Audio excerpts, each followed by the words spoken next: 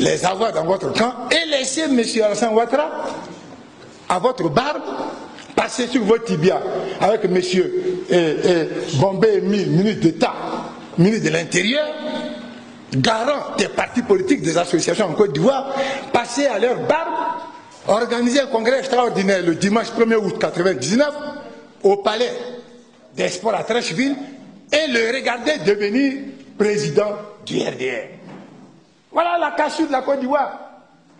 Vous et moi, nous sommes réunis ce soir pour sauver la Côte d'Ivoire. Mais celui qui l'a mis dans le sable, c'est le président Bédier qui a laissé, sachant qu'Alassane Ouattara est étranger, c'est lui qui l'a écrit dans son livre. Et il l'a laissé devenir président du RDR. Mais c'est là le grand danger. C'est lorsque M. Alassane Ouattara s'est revêtu du manteau de président du RDR, c'est-à-dire d'un parti politique consacré par la Constitution actuelle, articles 13 et 14, qui lance un mandat d'arrêt international contre lui. Mais moi j'ai dit, il verse de l'eau sur le caillou. Revenons à la réalité, madame. Comme moi je ne fais que suivre le dossier Alassane, le 29 avril 2008, il a fait une conférence de presse. Il dit que les élections qui arrivent, 29 avril 2008, que les élections qui arrivent, que la Cour suprême et le Conseil constitutionnel qu'il défend. Prenez les journaux. Je lui ai écrit. J'ai dit non, monsieur le Premier ministre, votre maman, c'est écrit dans le peuple, j'ai une copie. Votre maman et votre papa sont des Mossi de Burkina Faso. C'est à vous d'y aller et aller dans le pays où on organise les élections sans Conseil constitutionnel, sans Cour suprême. En novembre, le samedi 21 novembre 2009, lorsqu'il a donné son acte de naissance réel, qu'il avait déjà donné en 2000, à partir duquel la Cour suprême a refusé sa candidature, le samedi 21 novembre 2009, il donne son même acte de naissance au Conseil constitutionnel. On a publié, moi j'ai souligné, Ouattara Alassane, fils de Draman Ouattara, et Nabitou Ouattara. Donc c'est pas, il a enlevé Guénéba, la mère, la femme de son père, c'est Guénéba Sissé.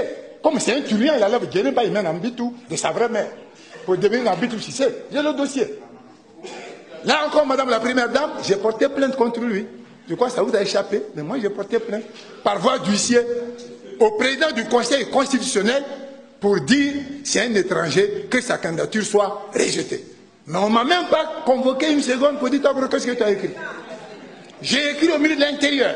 J'ai dit conformément à la loi, Alassane Ouattara, voilà les preuves maintenant, qu'il est burkinabé, on doit maintenant refuser sa candidature. Personne ne m'a convoqué pour me faire quoi que ce soit.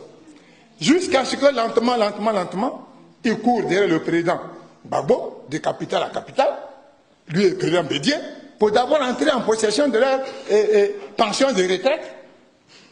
C'est après la pension de retraite, ils ont attrapé Thabo Mbeki pour dire, bon, vous savez que si nous n'est pas dans le circuit électoral, en Côte d'Ivoire, les élections seront comme zéro. Donc il faut voir le président Gbagbo pour nous admettre.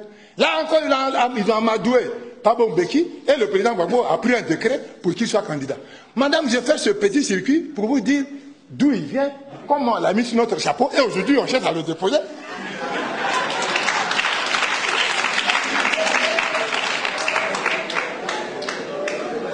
Alors je ne vais pas être trop long, c'est pour dire que moi c'est avec conscience tranquille, j'ai battu la campagne du président Gbagbo à Daloa.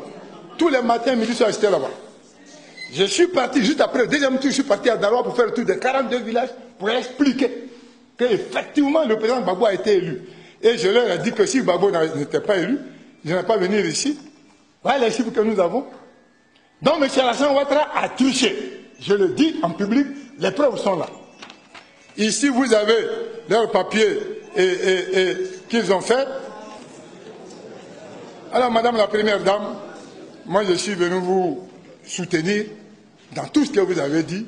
Je suis prêt à aller parler aux gens, à aller faire ce qu'il faut faire, rien que pour que la Côte d'Ivoire soit libérée de ce bonhomme. Et là, je vous dis une chose, madame, aujourd'hui, les preuves sont là. Sa femme qui est colonel des forces armées israéliennes, ce n'est pas un secret. Et aujourd'hui, qui a attaché son mari à la CIA américaine, tout ce tapage-là vient de la CIA des États-Unis.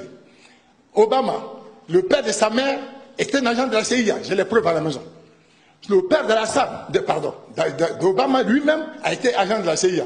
Donc aujourd'hui, la guerre qui est livrée à la Côte d'Ivoire, vient de la CIA qui veut imposer Alassane Ouattara à la Côte d'Ivoire. Comme je connais le secret, je prie Dieu, Dieu nous écoutera, nous sortirons vainqueurs de ce combat.